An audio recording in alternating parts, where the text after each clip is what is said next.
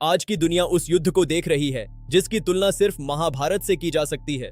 2026 का ये महायुद्ध अब अपने सबसे भयानक रूप में है। सबसे पहली और सबसे बड़ी खबर, अमेरिकी राष्ट्रपति डोनाल्ड ट्रंप ने एक ऐसा ऑपरेशन किया है जिसे अमेरिकी सैन्य इतिहास में मिरेकल कहा जाएगा। ईरान की दुर्गम पहाड़ियों में फंसे एक अमेरिकी कर्नल को मौत के मुंह से निकाल लिया गया। ये वो कर्नल थे जिनका F-15 लड़ाकू विमान ईरान ने मार गिराया था। दुश्मन की फौजें हर घंटे उनके करीब पहुंच रही थीं, लेकिन वॉशिंगटन में उनकी हर हरकत पर 24 घंटे नजर रखी जा रही थी। और फिर ट्रंप के आदेश पर दर्जनों घातक हथियारों से लैस विमानों ने ईरानी हवाई क्षेत्र पर कब्जा कर लिया। एक सर्जिकल स्ट्राइक में कर्नल को सुरक्षित बाहर निकाल लिया गया। ट्रंप ने गर्व से कहा, न हम कभी भी अपने किसी योद्धा को पीछे नहीं छोड़ते। और ये पिछले 2 दिनों में दूसरा सफल रेस्क्यू था। लेकिन क्या इस रेस्क्यू से शांति आई?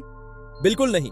इसके ठीक उलट, ट्रंप ने ईरान को सिर्फ 48 घंटों का अल्टीमेटम दिया है, या तो समझौता करो या फिर नरक का सामना करने के लिए तैयार रहो।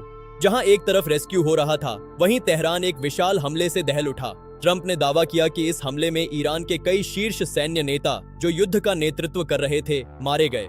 इस हमले में 247 अमेरिकी सैनिक घायल भी हुए, लेकिन अमेरिका इसे बड़ी सफलता बता रहा है। अब इस युद्ध ने एक और खतरनाक मोड़ ले लिया है। इजरायली और अमेरिकी सेनाओं ने मिलकर ईरान की 30 से ज्यादा यूनिवर्सिटीज और रिसर्च सेंटरों को निशाना बनाया है। ईरान का आरोप है, अमेरिका हमारे वैज्ञानिक और सांस्कृतिक आधार को नष्ट करना चाहता है।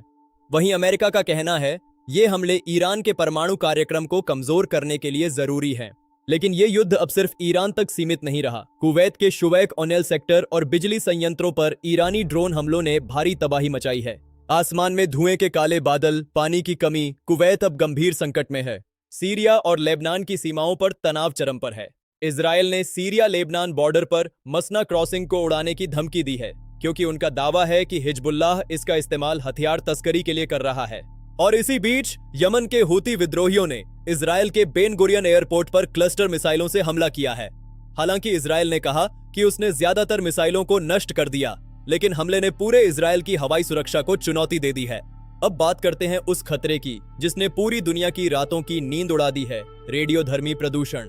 ईरान के विदेश मंत्री अब्बास अरागची ने चेतावनी दी है कि इजरायली और अमेरिकी हमलों ने बुशहर परमाणु संयंत्र के पास भारी जोखिम पैदा कर दिया है।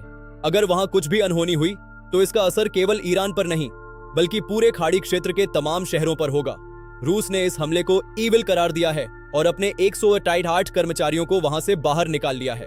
और अब सबसे बड़ा आर्थिक झटका, होर्मुज जलद मरुमध्य, जहां से दुनिया का 20% तेल गुजरता है, अब बंद होने की कगार पर है। कच्चे तेल की कीमतें आसमान छू रही हैं। चीन और रूस जैसे देश सुरक्षा परिषद में किसी भी सैन्य प्रस्ताव का विरोध कर रहे हैं, जबकि ट्रंप ने कसम खाई है कि वे होर्मुज को खोलकर ही दम लेंगे। तो क्या दुनिया तीसरे विश्व युद्ध की ओर बढ़ रही है? ईरान ने सभी शांति प्रस्तावों को ठुकरा दिया है और बड़े सरप्राइज की धमकी दी है।